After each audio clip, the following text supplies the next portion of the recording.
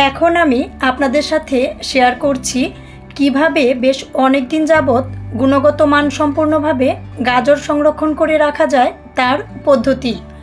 আর দেখে নেওয়ার জন্যে কোনো প্রকার স্কিপ্ট না করে ফুল ভিডিওটি আমার সাথে থেকেই দেখে নিন।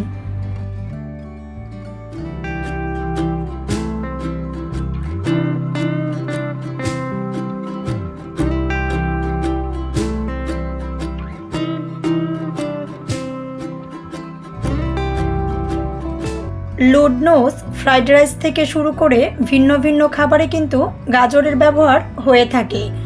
এর জন্যে আমি কতগুলো গাজর আস্ত রেখেছি আর কতগুলো গাজর গ্রেটারে কুচি করে নিয়েছি, আর কিছু গাজর ঠিক এরকমভাবে কেটে নিয়েছি। আপনিও আপনার সুবিধা মতন গাজরগুলো কেটে নেবেন। একটি জিপারের ব্যাগ নিয়ে আমি কিছু গাজর না কেটে ঠিক একই রকমভাবে রেখে দিচ্ছি। এরকমভাবে গাজর রেখে দিলে আপনি ব্লেন্ড করে নয়তোবা হালুয়ার সময় এই গাজরগুলো ব্যবহার করতে পারেন।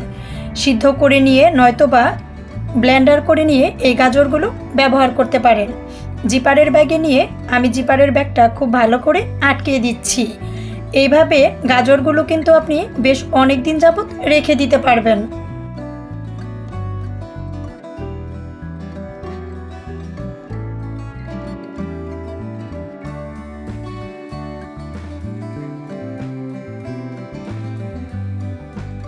একই রকমভাবে জিপারের ব্যাগ নিয়ে আমি যে পিস করে গাজরগুলো কেটে নিয়েছিলাম জিপারের ব্যাগে দিয়ে দিয়ে জিপারের ব্যাগটা খুব ভালো করে আটকিয়ে নিচ্ছি।